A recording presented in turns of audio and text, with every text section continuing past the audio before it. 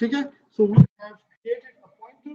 That pointer has the address of the base class and we call the function of the base class. तो हमने उसको derived class का object उसके अंदर डाल दिया है.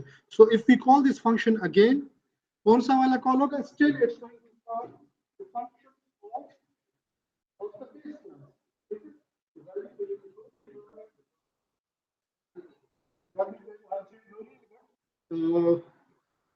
अगर उस लोकेशन को पॉइंट कर रहा है तो नहीं होनी चाहिए. बहरहाल it has access the function of the base class. कैसे पता चला?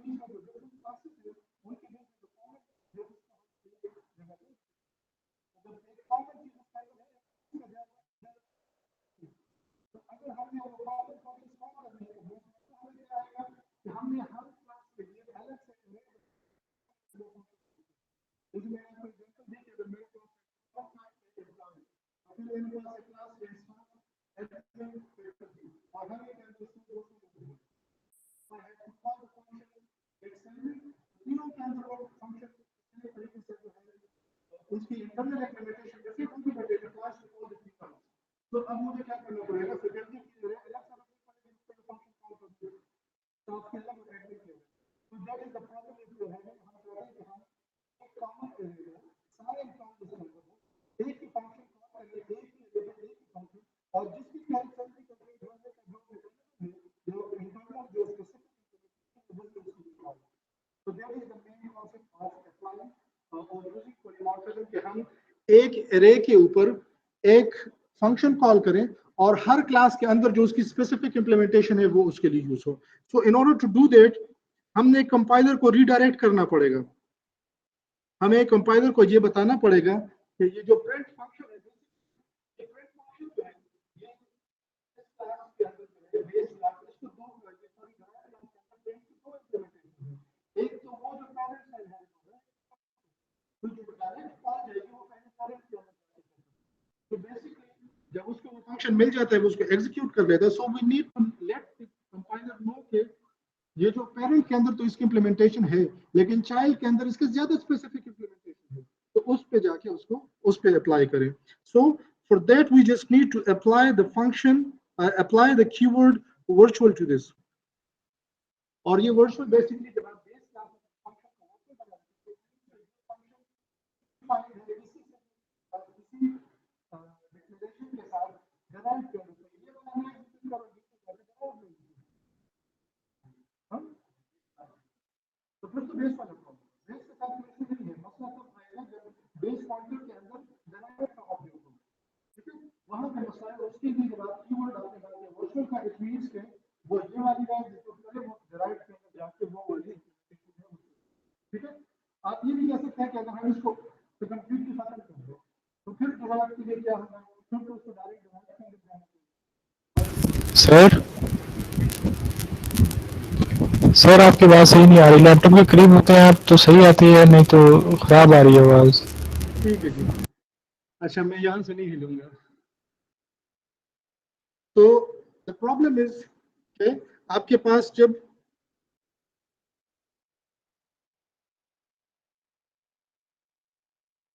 डिराइव्ड क्लास का जो यहाँ पे जी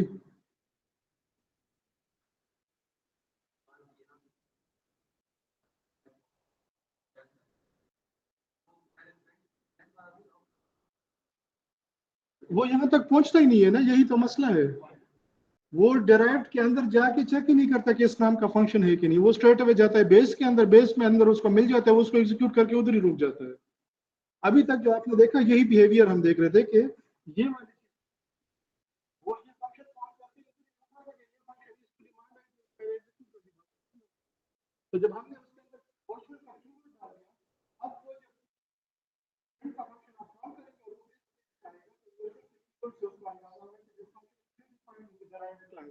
सो इन दैट केस वो क्या करेगा? वो ये वाली डेफिनेशन नहीं एग्जीक्यूट करेगा, नीचे वाली करेगा. ठीक है, अब आप देखें कि नीचे वाली जो डिक्लेरेशन है वो यहाँ पे एग्जीक्यूट हो रही है। ठीक है, तो यहाँ पे इतना मसला हमारा हल हो गया कि we have defined a pointer of type base, we have kept the object of the derived class in that pointer, और हमने उसको redirect कर दिया derived पे। ठीक है, हमने base की जो definition थी उसको bypass कर दिया। अच्छा,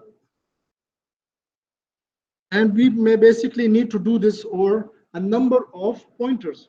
ठीक है, तो हमारे पास जरूरी नहीं है कि ये derived class एक हो, हमारे पास derived classes multiple हो सकते हैं। तो हम चाहते हैं कि जितने भी derived classes हो सबके अंदर इसकी implementation हो और उन सब के ऑब्जेक्ट्स जो हैं वो पॉइंटर के अंदर रहें। और लेट्स से हम यहाँ पे एक और क्लास डिफाइन कर देते हैं, उसको क्या नाम दें, लेट्स कॉल इट derive2। ठीक है,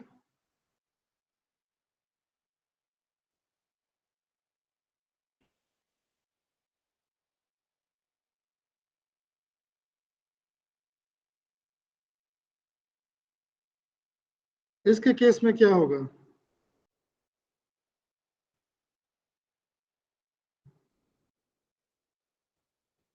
है?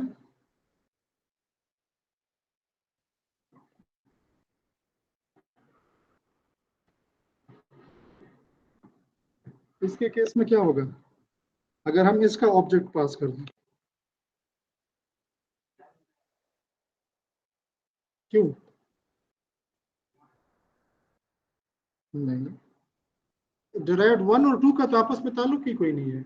मैंने अब देखिए डिराइव्ड 2 का एक ऑब्जेक्ट बनाया, लेट्स कॉल इट d2। ठीक है, एंड वी से यहाँ पे हमने, अच्छा इसको रहने देते हैं, यहाँ पे हम कह देते हैं, नहीं बेस से तो वर्चुअल है ना, वहां पे वो नीचे भेज देगा। सो this time ptr is having the address of d2, and if we say ptr print, so जो काम वो एक डिराइव के लिए कर रहा है वही उसको दूसरे डिराइव के लिए भी करना चाहिए, तो वो क्या करेगा, दूसरा डिराइव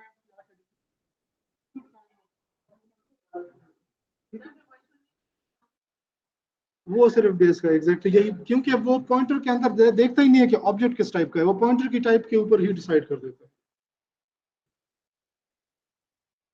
हाँ, वो भी हो सकता है, हाँ, फिर वहां पे भी लगाना पड़ेगा ताकि आप उसको फर्दर नीचे भेज सकें। तो basically the virtual keyword is going to let the compiler know कि इससे और बेहतर डेफिनेशन है, क्योंकि अगर आपके पास जो ऊपर डेफिनेशन है वो जेनेरिक होगी, जितनी नीचे डिराइव्ड में होगी, ट्री में नीचे होगी, उतनी वो स्पेसिफिक होगी। अच्छा, सो जैसे मैंने आपको कहा कि लेट से जनरली हमारे पास क्या है, हमारे पास डिराइव्ड एक ऑब्जेक्ट नहीं है, हमारे पास डिराइव्ड की मल्टीपल ऑब्जेक्ट्स हैं डिराइव टाइप के। Let's call them d1 d2 d3 d4, और इसको हम कह देते हैं dd1 dd2 dd3 dd4। तो हमारे पास दोनों डिराइव्ड क्लासेस के बहुत सारे ऑब्जेक्ट। ठीक है, और यहाँ पे हमारे पास जो है ये पॉइंटर जो है it could also be an array of pointers. ठीक है, सो हमारे पास यहाँ पे it's an array of size 8। ठीक है, और अच्छा,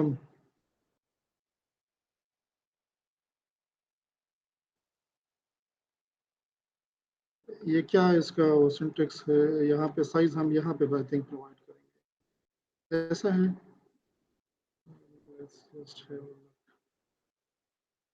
अच्छा, डी प्रिंट पे इसको क्या इशू है, अच्छा डी वो ऑब्जेक्ट चेंज हो गया, अब हमें ये यहाँ पे नहीं चाहिए, हम इसको यहाँ से निकाल देते हैं, हमें बेस के लिए भी फिलहाल कॉल करने की जरूरत नहीं है।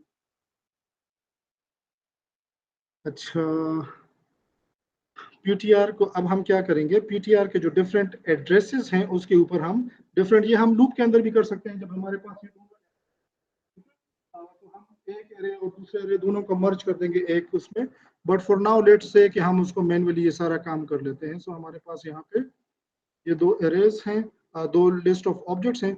सो जीरो एड्रेस पे वो किसको पॉइंट कर रहा है, d1 पे को कर रहा है, ptr एट 1 पे वो किसको पॉइंट कर रहा है, उसके अंदर d2 का एड्रेस पड़ा हुआ है, एट ptr 2 उसके अंदर एड्रेस पड़ा हुआ है D3 का एट PTR4, उसके अंदर एड्रेस पड़ा हुआ है DD1 at PTR5 it has address of DD2, and at PTR6 1 2 3 4 5 6 it has address of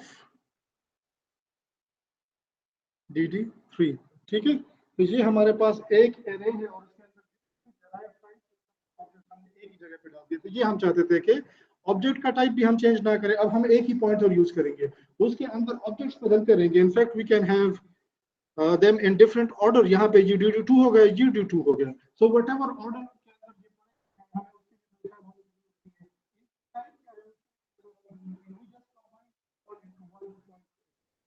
ठीक है। और अब हम क्या करेंगे,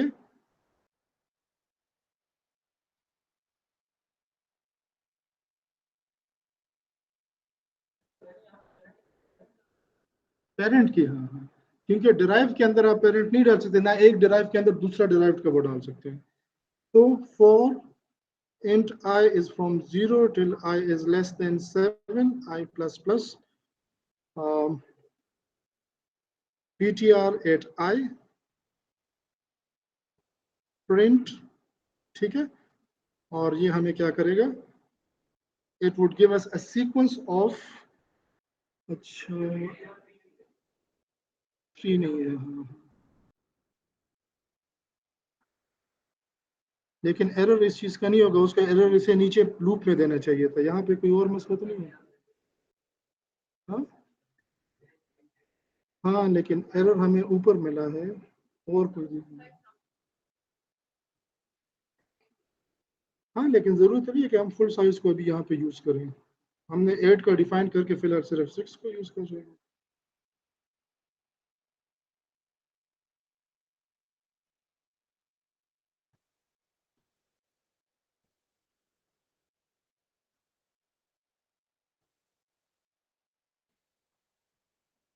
हाँ? ये रन टाइम पे मेमोरी एलोकेट करने के लिए, I am not exactly sure कि ये एरे का अगर सिंटैक्स वहां से प्रॉब्लम आ रही है।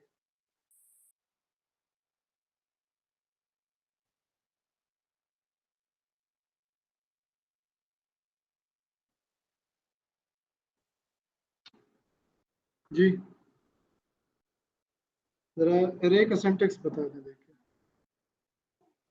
हाँ, अच्छा यहाँ पे आते हैं, इसका एड्रेस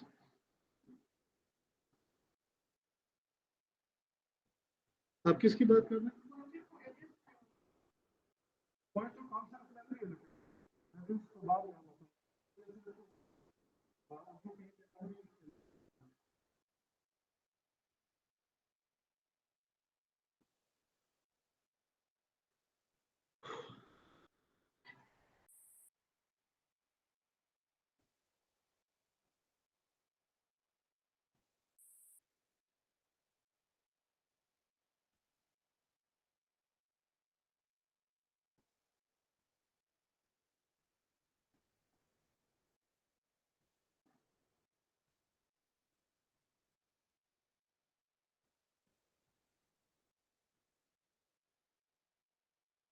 अच्छा, the error is no match for operator this base and derived।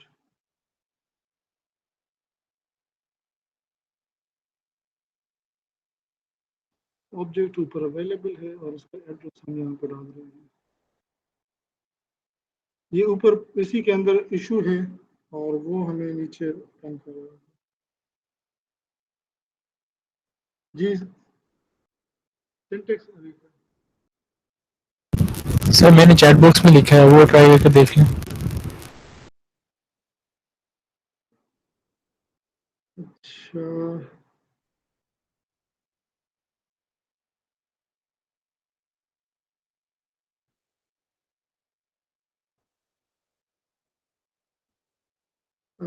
ये मेरा नहीं ख्याल ठीक होगा, इसको ट्राई कर लेते हैं, लेकिन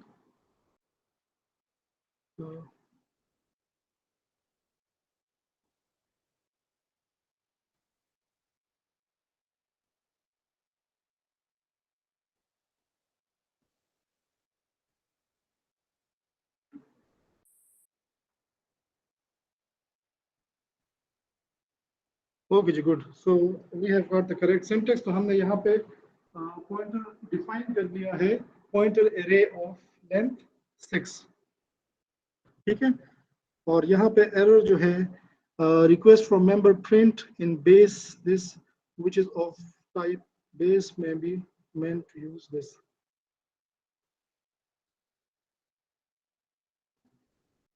अच्छा, ये हमें जरूरत ही नहीं है, हम तो वैसे भी नीचे लूप यूज कर रहे हैं. ठीक है.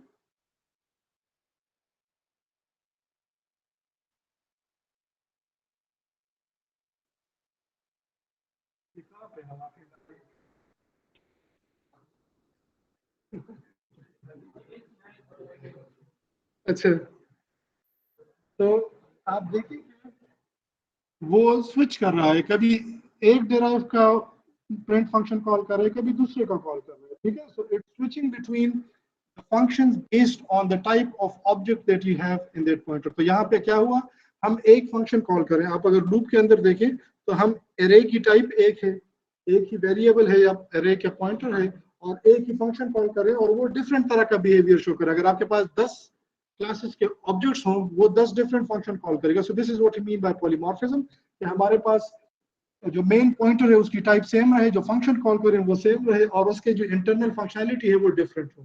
ठीक है. और ये हम तब करते हैं जब हमारे पास डिराइव्ड क्लास के अंदर फंक्शनैलिटी की नेचर जो है मेन एक हो, लेकिन उसका जो इंटरनल मैकेनिज्म हो वो डिफरेंट हो. जैसे मैंने आपको कहा कि जो 3 डिफरेंट डिपार्टमेंट्स हैं, इनमें से जो लोग हैं उनका जो सैलरी का जो फॉर्मूला है वो डिफरेंट होगा. इनफैक्ट हर इंडिविजुअल का based on experience and other factors वो डिफरेंट कैलकुलेट होगा.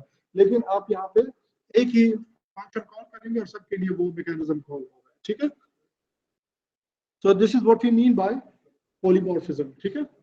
The main concept is basically this idea कि आप एक ऑब्जेक्ट के ऊपर या एक पॉइंटर टाइप के ऊपर एक फंक्शन कॉल करें. एक चीज आपने ऑब्जर्व की होगी कि generally the base class is not directly related to your project. हम बेस क्लास इसलिए बनाते हैं ताकि हमारे जो प्रोग्राम के अंदर जो डिफरेंट कॉमन चीजें हैं उसको हम कंबाइन करें, जो डुप्लीकेशन है वो उसको अवॉइड करें.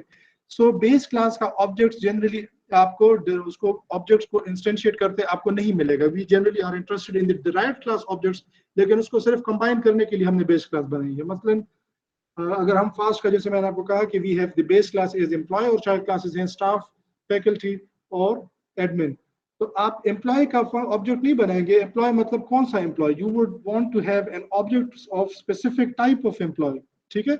इस तरह से अगर हमारे पास यहाँ पे यूनिवर्सिटी में स्टूडेंट्स के लिए एक सिस्टम है और उसके अंदर एक बेस टाइप है पर्सन, और उसके अंदर है एमएस स्टूडेंट्स, बीएस स्टूडेंट्स, और इस तरह से सर्टिफिकेट बेस्ड स्टूडेंट्स, और ये हमारे पास डिफरेंट कैटेगरीज हैं. सो पर्सन का कोई भी ऑब्जेक्ट नहीं बनाएगा, या वो बीएस स्टूडेंट का बनाएगा, एमएस स्टूडेंट का बनाएगा. सो अभी जो हमारा जो करंट सिनेरियो है, इन दिस केस हम डिराइव, जैसे मैंने आपको कहा कि बेस का ऑब्जेक्ट्स हम जनरली नहीं बनाते, उसकी जरूरत नहीं होती. वो इतना बेस होता है, इतना जेनेरिक होता है कि हमें उसकी जरूरत नहीं होती. बट अगर कोई बनाना चाहे तो बना सकते हैं. जैसे हमने यहाँ it's not going to restrict you from making such objects unless you do something that is, instead of having definition for any one of the virtual functions, अगर आपके पास ज्यादा है कोई भी एक वर्चुअल फंक्शन जो उसकी डेफिनेशन की बजाय उसको इक्वल टू 0 कर दें. Having this extra, this addition where we have replaced its definition with equal to 0, it became a pure virtual function. ठीक है. जिस क्लास के अंदर एक भी प्योर वर्चुअल फंक्शन हो वो क्लास बन जाती है एब्स्ट्रैक्ट क्लास. एब्स्ट्रैक्ट क्लास वो होगी जिसका आप ऑब्जेक्ट जो है वो क्रिएट नहीं कर सकते. ठीक है. सो अब अगर हम इसको रन करेंगे तो जहां पे नीचे हम ऑब्जेक्ट बना रहे हैं वहां पे वो हमें एरर दे देगा. ठीक है. You can not create an object of an abstract class. Pointer से ये हमें नहीं रोकेगा. नीचे जो हमने पॉइंटर बनाया है जिसके अंदर डिराइव्ड क्लासेस के ऑब्जेक्ट्स डाले हैं, पॉइंटर से ये हमें नहीं रोकेगा, लेकिन ये हमें ऑब्जेक्ट नहीं बनाने देगा. ठीक है. So it has no issue with pointer. ठीक है. क्योंकि पॉइंटर तो मेमोरी लेता ही नहीं है ना. मेरे पास अगर जितनी भी एक ऑब्जेक्ट अगर 200 MB भी लेता है, जब मैं बताता हूं the pointer is just going two point two the start of that location. तो पॉइंटर तो उस तरह की मेमोरी जो है उसको एलोकेट नहीं होती, तो ऑब्जेक्ट्स को होती है, because the objects consume physical space in the memory. So pointer को वो नहीं रिस्ट्रिक्ट करता because pointer does not take that kind of memory. So pointer allowed है, बट ये आपके पास ऑब्जेक्ट्स ही नहीं इसके बनाने देगा. ठीक है। दूसरी लैंग्वेजेस में यही चीज मुख्तलिफ कॉन्सेप्ट्स के अंदर है। मसलन अगर आप जावा यूज कर रहे हैं सो आपके पास इंटरफेसेस हैं। Interfaces are basically the alternate of abstract classes. आप इंटरफेसेस को इसी तरह से डिफाइन कर सकते हैं टू हैव अ टेम्पलेट, लेकिन उसके आप ऑब्जेक्ट्स नहीं डिफाइन कर सकते हैं। आप इंटरफेसेस को इसी तरह से इनहेरिट करवा सकते हैं, इंटरफेसेस को इम्प्लीमेंट कर सकते हैं थ्रू ऑब्जेक्ट। अगर आप देखें बेस क्लास उसका ऑब्जेक्ट आप नहीं बना सकते, उसके फंक्शन को जब आप ऑब्जेक्ट नहीं बना सकते तो वो बात ही खत्म होगी ना कि आप उसको जो है उसके फंक्शन यूज कर सकते हैं। सारे डिराइव के लिए आप डिराइव के फंक्शनैलिटी में इंटरेस्टेड होंगे जो ज्यादा स्पेसिफिक है, तो अब मैं आप उसका फंक्शन ऑब्जेक्ट बना सकते हैं ना, आप उसके फंक्शन में इंटरेस्टेड है, क्योंकि ऑब्जेक्ट्स अगर सारे डिराइव के हैं तो आप चाहेंगे कि डिराइव के फंक्शन कॉल हो। ठीक है, तो इन दैट केस ये हमारे पास एक टेम्पलेट बन जाता है जिसको आप बाद में आप इंप्लीमेंट कर सकते हैं। मैं जस्ट वो जावा के कॉन्सेप्ट की बात करूं कि वहां पे आपके पास टेम्पलेट्स होते हैं जो आप क्लासेस के थ्रू इंप्लीमेंट करते हैं। ये थोड़ा सा मिक्स वो करता है कि आपके पास अगर ऐसे फंक्शंस हैं बेस क्लास के अंदर जो डिराइव्ड ने रिप्रोड्यूस नहीं किया, उसको डुप्लीकेट नहीं किया, इन दैट केस अगर आप डिराइव पे वो फंक्शन कॉल करेंगे वो तो बेस का कॉल हो जाएगा। ठीक है। जावा में हमारे पास जो टेम्पलेट्स हैं उसके अंदर सिर्फ डिक्लेरेशंस होती है ताकि आप उनको बाद में इंप्लीमेंट कर सकें। ठीक है। सो पॉलीमॉर्फिज्म, वर्चुअल फंक्शंस और pure virtual functions, abstract classes, इसके अंदर कोई नहीं है। अच्छा, हर चीज समझ आ गई है।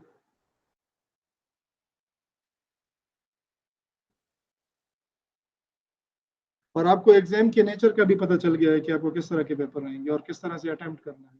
ठीक है। कहीं पे मैं थोड़ी सी ज्यादा स्पेसिफिक इंफॉर्मेशन प्रोवाइड करूंगा just to look into your coding skills, और कहीं पे थोड़ा सा बैक ऑफ करके आपको थोड़ा सा एक जेनेरिक सिनारियो दूंगा कि जिसमें आपको खुद break down of the problem, identifying different parts of code जो आपको यूज करने होंगे, क्लास यूज करना है कि नहीं करना है, फंक्शंस यूज करने हैं, 2 होंगे 5 होंगे, वो चीजें आपको डिसीजन मेकिंग है वो खुद करनी पड़ेगी उस चीज के लिए। अच्छा, और नेक्स्ट जो हमारा टॉपिक है आज के लिए, that is the type of relationship between different classes. जब पेरेंट और चाइल्ड के बीच में एक इनहेरिटेंस का रिलेशनशिप होता है तो उस रिलेशनशिप को हम डिफरेंट टाइप दे सकते हैं। And you would have observed कि हम शुरू से सिर्फ पब्लिक रिलेशनशिप ही यूज कर रहे हैं बिटवीन पेरेंट एंड चाइल्ड। जो रिलेशनशिप की टाइप है दैट इज पब्लिक। अब मैं एक चीज बोर्ड पे ड्रॉ करूंगा तो जो यहाँ पे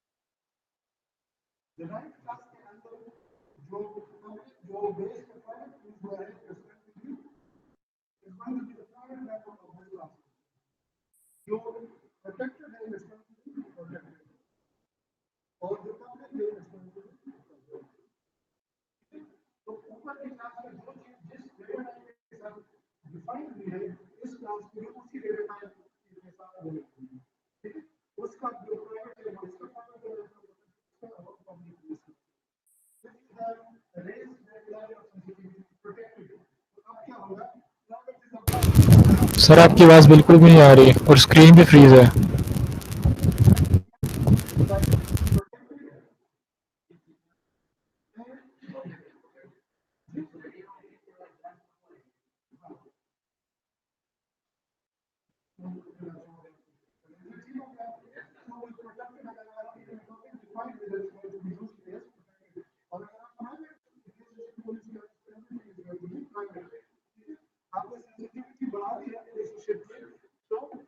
This whatever you have defined in the base class is more sensitive for the derived class. ठीक है, अब हम जो है we'll just demonstrate what we have covered. ठीक है, इस यहाँ पे हम आ जाते हैं the second part of the code, which is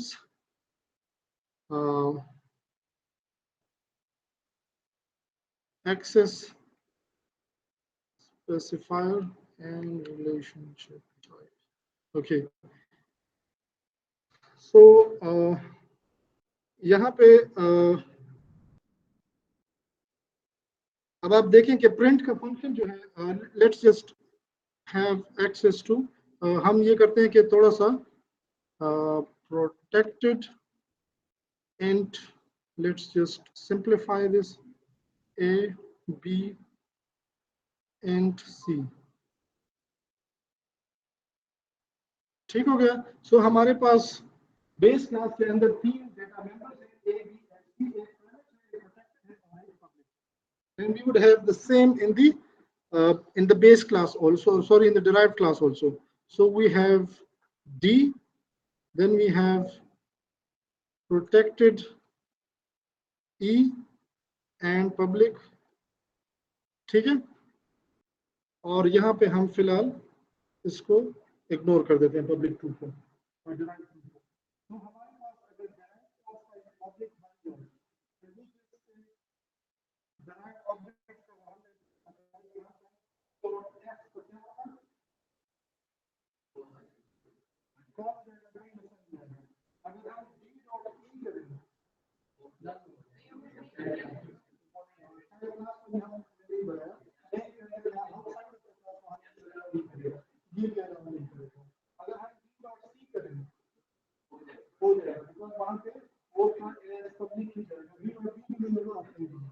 ठीक है।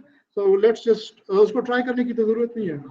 अच्छा, सो लेट्स जस्ट हाँ से कि हमारे पास जो derived टू है, that is derived from the derived class.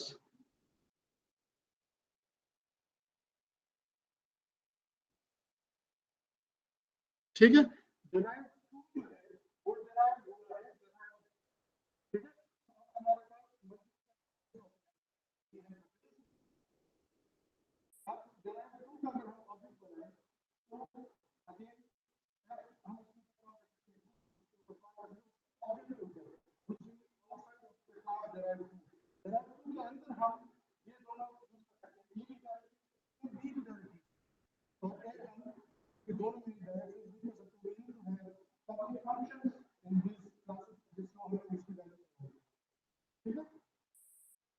और इस तरह से अगर हम इस रिलेशनशिप टाइप को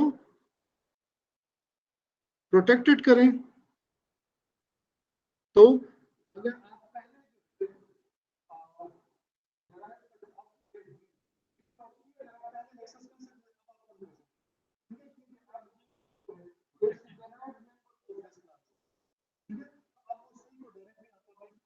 एक्सेस नहीं कर सकते। I'll just quickly demonstrate this. अगर ये पब्लिक है, so derived d और d डॉट क्या था public, c, out d dot c, ठीक है। अच्छा, यहाँ पे ये इसको हम ये कर देते हैं, ये कंफ्यूजन खत्म हो जाए।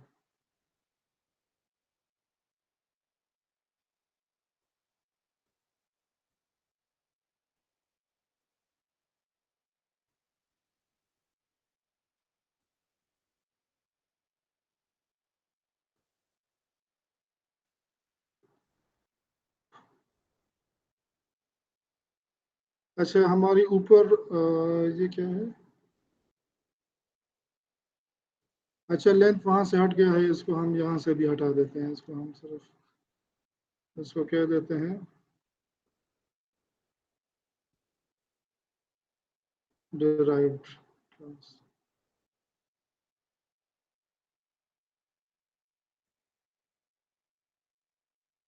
ठीक है, तो डिराइव्ड पब्लिक में वो हमने जो वैल्यू हुआ एफ को और सी को एक्सेस कर रहा है। But if we make this relationship protected, अब ये हमें एरर देगा।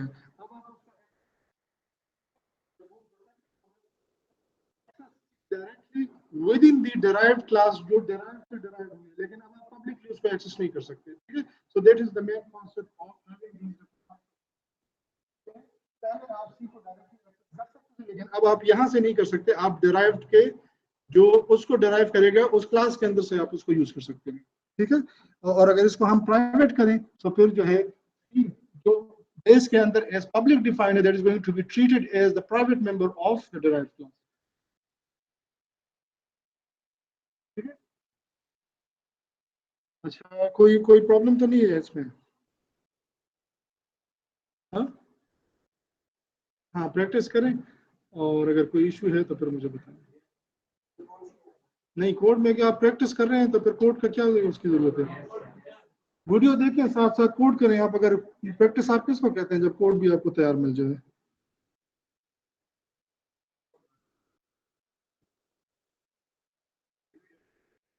हाँ, वीडियो शेयर हो जाएगी।